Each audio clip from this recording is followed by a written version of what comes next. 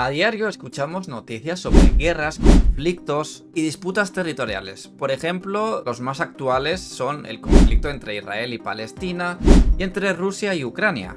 Pero, ¿realmente es tan fácil de tomar partido de un lado o de otro, o tener razones claras de por qué un país está en lo correcto y el otro no?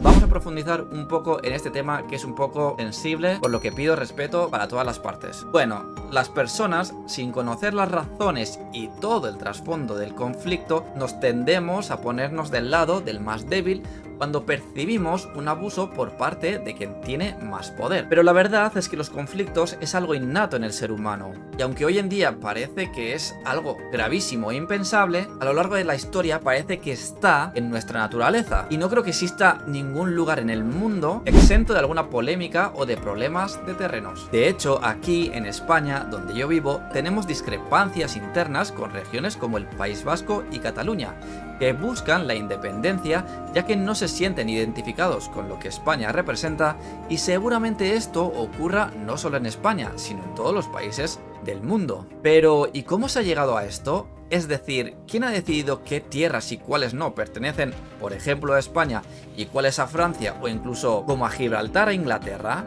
¿Es normal que haya un trozo de tierra inglesa en plena península ibérica? ¿Y las tierras de Ceuta y Melilla, que están en Marruecos pero que pertenecen a España?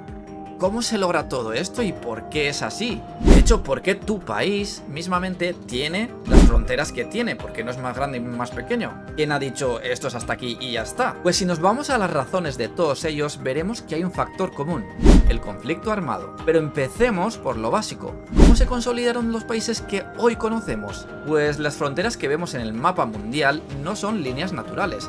Son el resultado de acuerdos, tratados y sí, muchas veces de conflictos armados. Y es que lo dicho, en la historia casi todas las fronteras se han decidido a través de guerras y conquistas.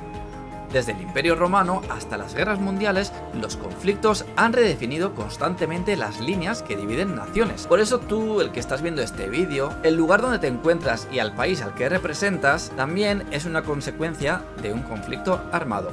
Vamos, casi seguro. ¿Y eso estuvo bien?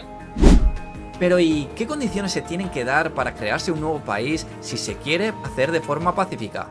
¿Es posible? ¿Hay antecedentes? Pues para que una región se independice, generalmente se necesita un referéndum democrático y reconocimiento internacional, aunque lamentablemente siempre hay un pequeño o gran componente violento en ellos, en la vía para conseguirlo. No existe un manual sencillo para la creación de un país. Cada caso es único y complicado, aunque los ejemplos, aunque raros, existen. Uno de ellos es la separación pacífica de Checoslovaquia en 1993, que resultó en la creación de la República Checa y Eslovaquia sin conflicto armado. Otro ejemplo es el de la independencia de Noruega de Suecia en 1905, que se logró mediante un plebiscito y negociaciones pacíficas. Aunque podrían ser buenos ejemplos, son muy poco comunes. Otro argumento común es que un terreno pertenece a un país porque ellos estaban ahí primero. Pero, ¿es esta lógica correcta? ¿Debería el primero en llegar tener el control y la propiedad de un lugar? La historia está llena de migraciones y desplazamientos, y los primeros en llegar a un territorio no siempre han mantenido el control,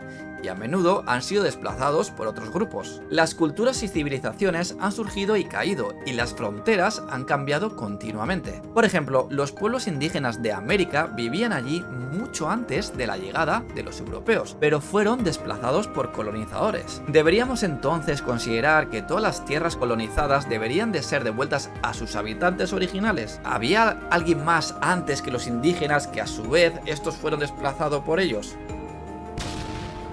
Es una cuestión complicada y no hay una respuesta sencilla. En resumen, que aunque a veces nos sea fácil tomar partido en algún conflicto que esté ocurriendo, es esencial entender que la historia de las naciones y sus fronteras es compleja y a veces sangrienta, sin tener claro quién tiene razón o no, porque en todo el mundo, al final, lo que utilizan es lo mismo: el poder para atacar al otro. Las guerras y conflictos armados parecen ser los principales motores detrás de la delimitación de territorios, por lo que a veces decir que esta tierra pertenece a X nación u a otra, no sé, es un poco absurdo. No existe un país que se haya librado de masacrar o de aplicar el poder sobre otra nación, y si tú sabes alguno, por favor, escríbeme en los comentarios. Los humanos parecemos estar condenados a vivir en un eterno conflicto, ya que no hay una ley universal o un orden establecido para decidir cuándo un país tiene razón o no en sus reivindicaciones territoriales. Quizás sea triste, pero es la realidad de nuestro mundo, y aunque siempre debemos aspirar a la paz, es crucial comprender el pasado para construir un futuro mejor. Gracias por ver el vídeo, si te gustó por favor dale a like, que así me ayudas y me apoyas, coméntame qué opinas, siempre de forma respetuosa sobre este tema, hagámoslo de forma general, ¿vale? No vayamos a faltar respeto a nadie, suscríbete y nos vemos en el siguiente vídeo. Adiós.